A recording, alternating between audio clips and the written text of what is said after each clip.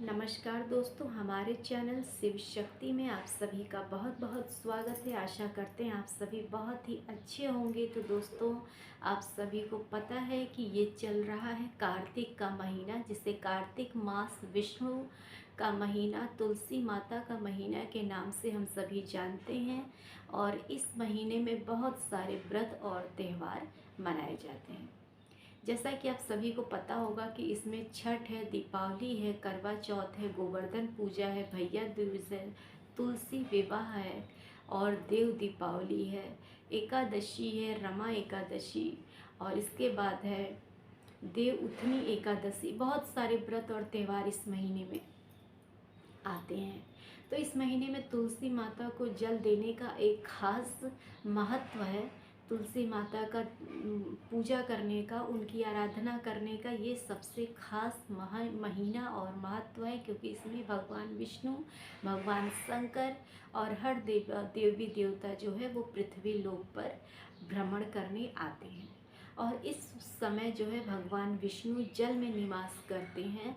और जब देव उठनी एकादशी होती है उस दिन भगवान विष्णु जो है कि जागते हैं निद्रा से अपने, और उसके बाद उनका तुलसी माता से विवाह होता है और तुलसी माता से विवाह उनका होता है जो है कि विष्णु भगवान का। तो जब उनका विवाह होता है तो उसी के बाद हमारे जो हिंदू धर्म है, इसमें जो है शादी विवाह का महीना चालू हो जाता है।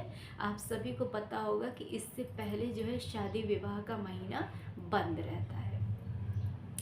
तो हम लोग बात कर लेते हैं कि तुलसी माता को जल किस प्रकार देना चाहिए, या तुलसी माता को जब हम लोग दीप दान देते हैं। अगर बहुत लोग ऐसे हैं जिनको भूल जाते हैं कि कार्तिक का महीना कब से लग रहा है और वो उनका दीप दान छूट जाता है, तो आज हम लोग इसके ही बारे में बात करने वाले हैं। तो दोस्तों, जैसा आप सभी को पता है कि तुलसी माता को सुबह ही उठ करके उनको जल देने की प्रथा है। आप सुबह 4 बजे ब्रह्म मुहूर्त में उठिए, अपने नित्य क्रिया से निवृत्त होकर के तुलसी माता को एक लोटा, तांबे या पीतल के लोटे में एक लोटा साफ जल, फूल, अक्षत डाल करके उनको जल अर्पण करिए। उनको अगरबत्ती, धूप बत्ती, दिया, कपूर से उनकी प्रार्थना करिए माता से, और उनकी 5 बार परिक्रमा करना मत भूलिए, क्योंकि इससे ही वो आपको आशीर्वाद प्रदान करेंगी।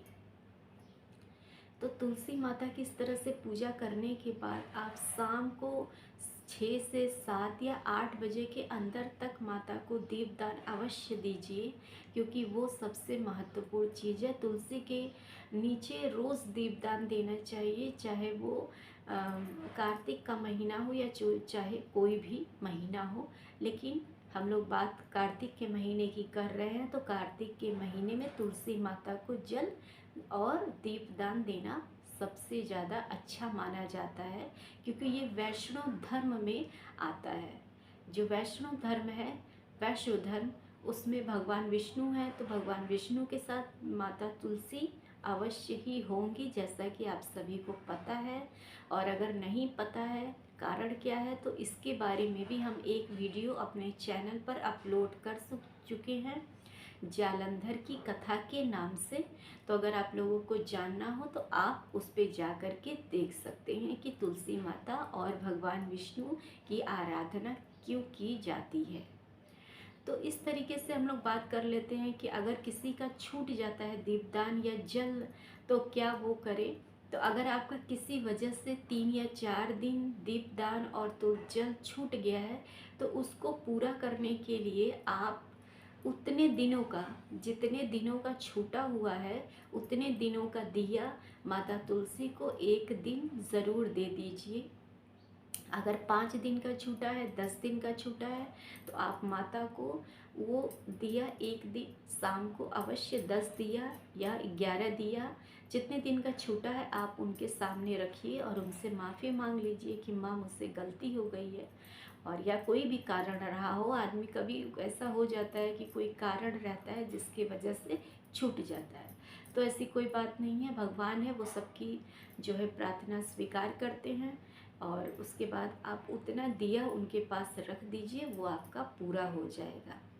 और जहाँ तक जल की बात कर लेते हैं, तो जल कोई समस्या नहीं है, आप जिस दिन से भी शुरू करें उस दिन से उनको जल देना आप प्रारंभ कर सकती हैं। चाहे वो 2 दिन, 4 दिन, 5 दिन छूट जाता है तो भी, क्योंकि महिलाओं के साथ समस्या भी होती है 5 और 6 दिनों की, तो उसमें उनका जो है दीपदान और जल छूट जाता है। तो उससे परेशान होने की कोई बात नहीं है। आप एक दिन वो सारे जो जितने दिन के दिए छूटे हैं आप एक साथ जला करके माँ से प्रार्थना कर सकते हैं, और उससे कोई बात नहीं है। तो अगर आप लोगों को वीडियो अच्छी लगे तो वीडियो को लाइक करिए, चैनल को सब्सक्राइब करिए, कमेंट करिए, शेयर करिए, और अपना साथ और सपोर्ट बनाने के लिए बहुत बहुत धन्यवाद।